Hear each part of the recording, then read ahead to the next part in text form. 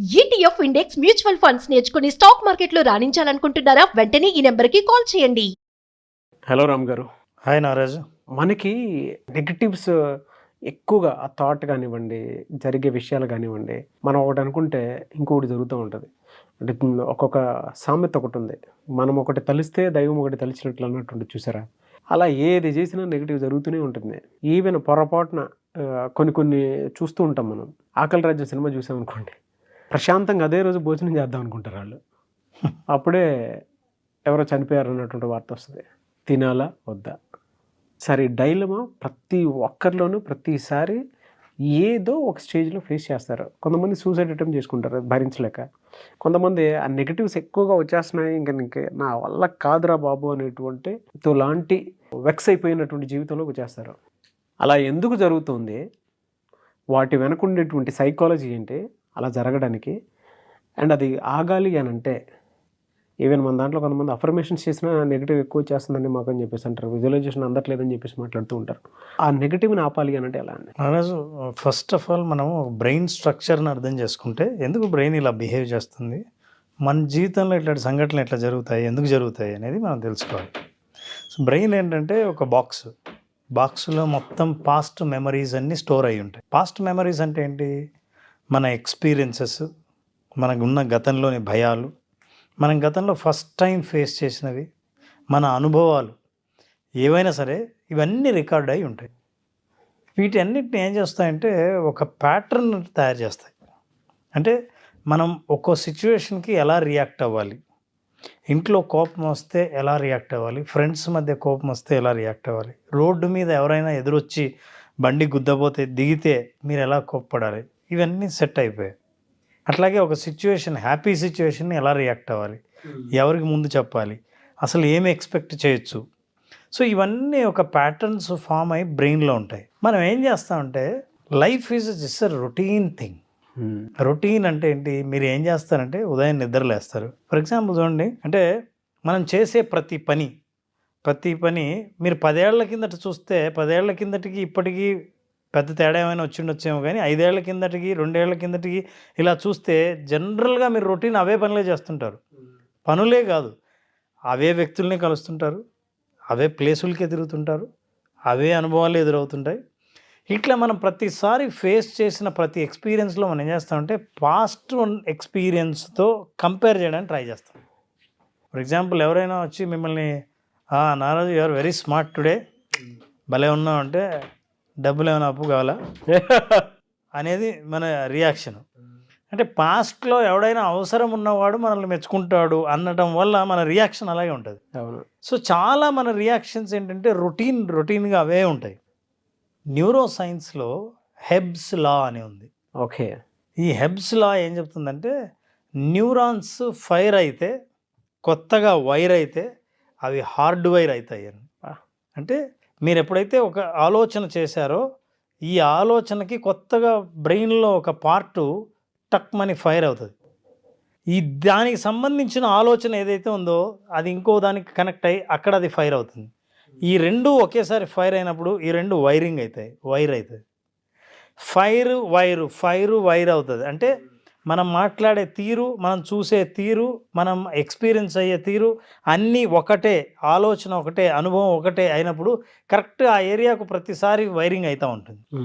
ఇది జరిగిన ప్రతిసారి హార్డ్ వైర్ అవుతుంది. అంటే ఇక మీరు ఆలోచించాల్సిన అవసరం లేకుండా మీ ఆలోచనలు అదే ప్యాటర్న్లో ఆలోచించడం మొదలు పెడతాయి. ఫర్ ఎగ్జాంపుల్, కొన్ని రెగ్యులర్ ఎక్స్పీరియన్సెస్ నుంచి వాట్ వీ ఎక్స్పెక్ట్. ఉదయాన్నే నిద్ర లేచారు, మీ పక్కన ఎవరున్నారో మీకు తెలుసు, సో రొటీన్. దెన్ మన ఏదో కుక్క అరిచింది పైన, సో మన ఇంటి కుక్కే బయటికి తీసుకెళ్ళాలని పొద్దున్నే అరుస్తుంది తెలుసు. ఉదయం లేచి మీరు ఫ్రెష్ అయ్యి మీరు వెళ్తారు. వాష్రూమ్లో మీరు ఎంత టైం గడుపుతారో it is a fixed. And you go with the dog out.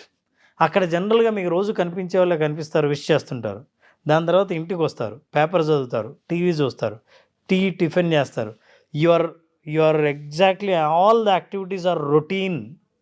కొంతకాలం తర్వాత మీరు ఎదుర్కొనే వ్యక్తులు, మాట్లాడే వ్యక్తులు, ఎదురయ్యే అనుభవాలు అన్నిటికీ సేమ్ ప్యాటర్న్ ఉంటుంది.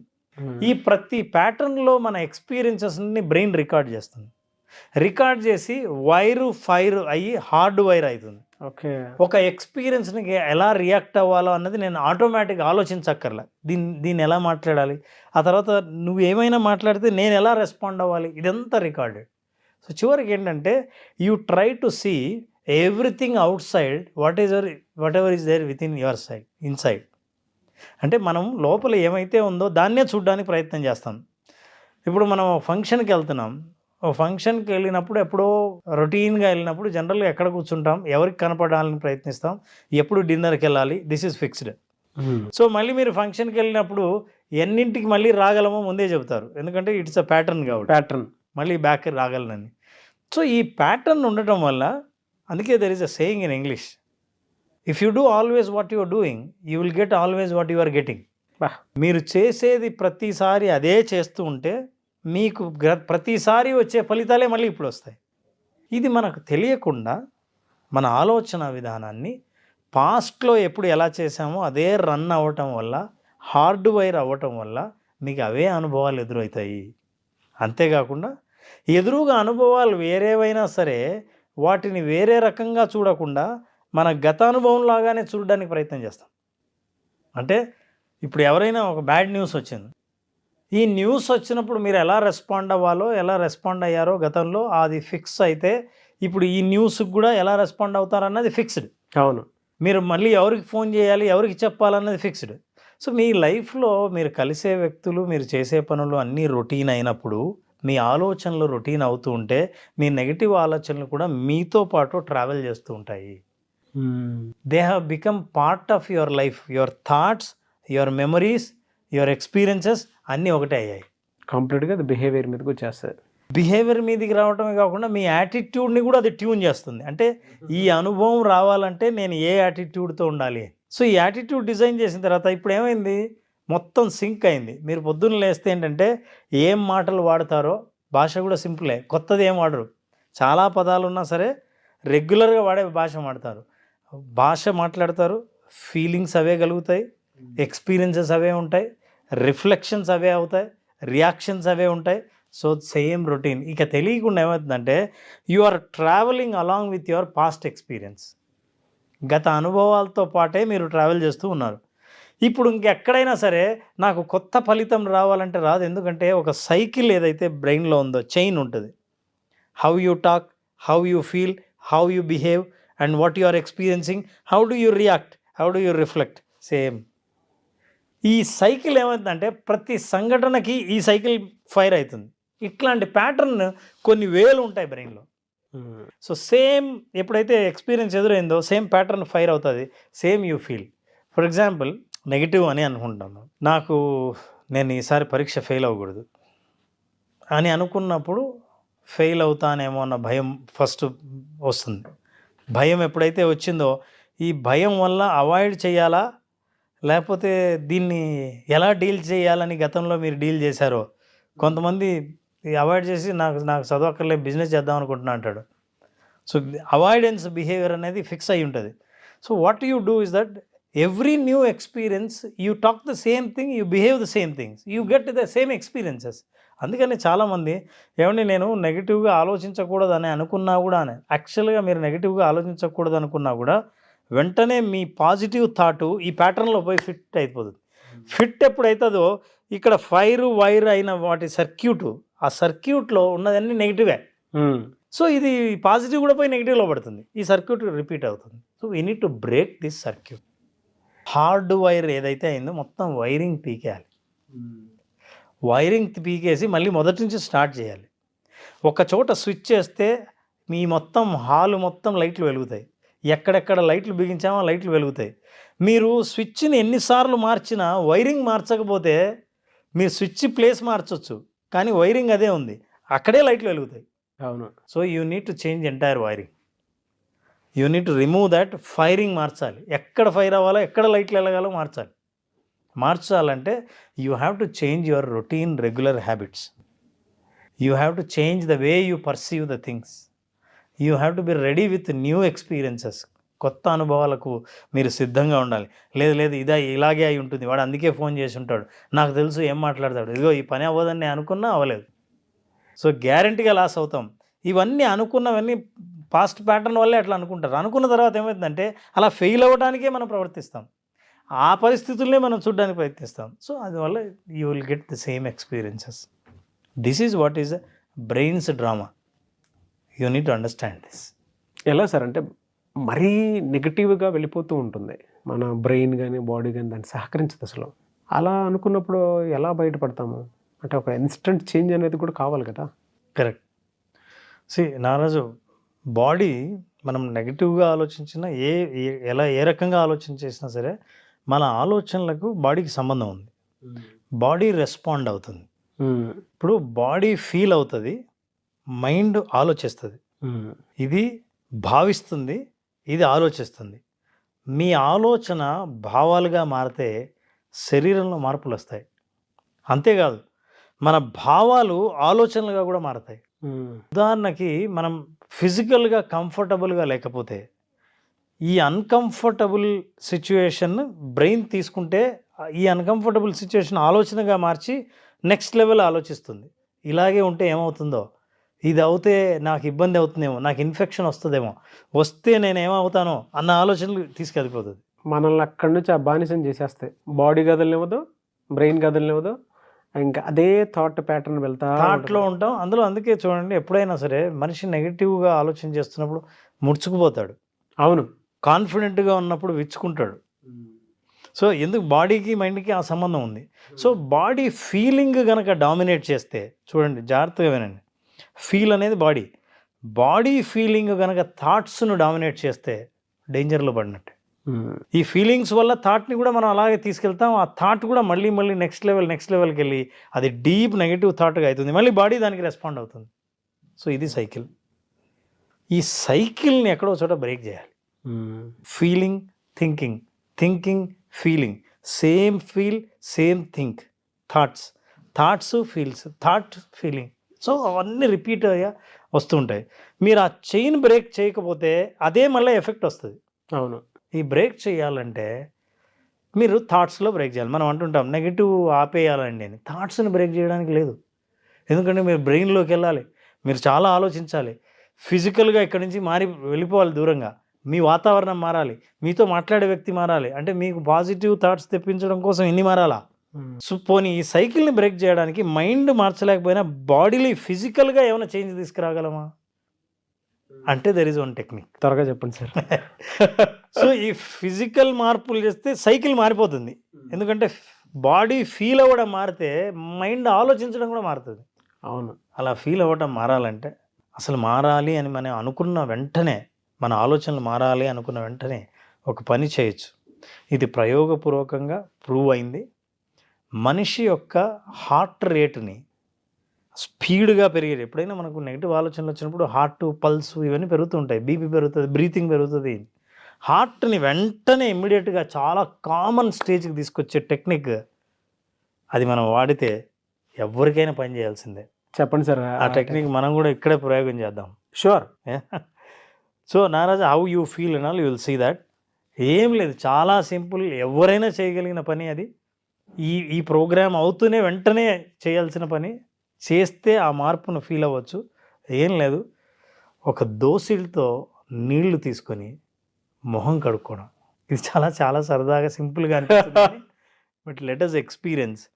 షూర్. ఎప్పుడైతే బాడీకి చల్ల నీళ్లు మొహం మీద తగిలి మీరు ఒక్కసారి వాష్ చేసుకున్నారో మీ ప్యాటర్న్ కానీ మీ వరల్డ్ కానీ మారిపోతుంది.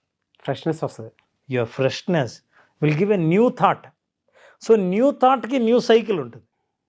So that will be definitely, because మనం పాజిటివ్ థాట్స్ కోసం ఆలోచిస్తున్నాం కాబట్టి ఆ సైకిల్లో పడితే then positive will give some hope to you. Okay. So let us do and experience it, and sure sir, water definitely in front of you. Sure. Let us try. Okay, let's see how we feel. Take water with yeah.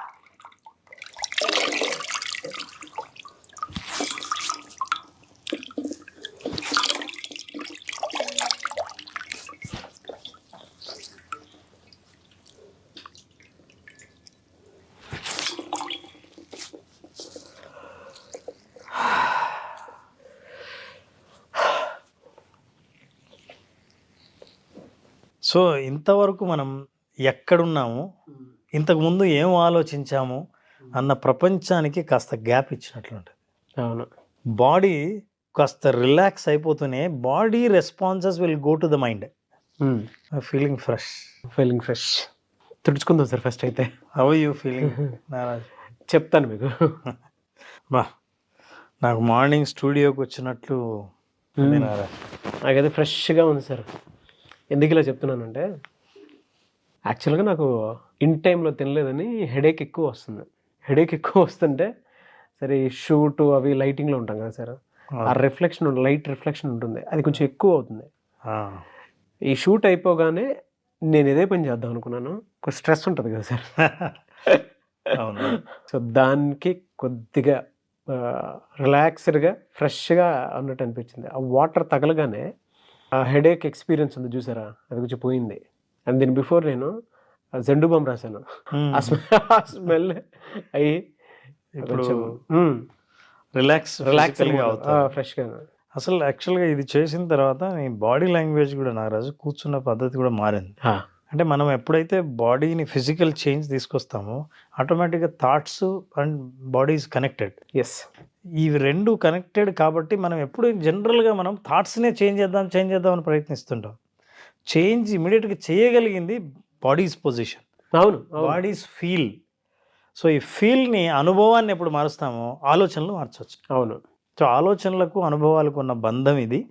ఈ బంధాన్ని మనం తెంచాలి. Negative బంధం అయితే పాజిటివ్గా మార్చడం కోసం break ఇవ్వడానికి ఇది బెస్ట్ మెథడ్. అంత బెస్ట్ కోచ్ ఎందుకు అయ్యారు అనేది ద బెస్ట్ ఎగ్జాంపుల్ అనేది.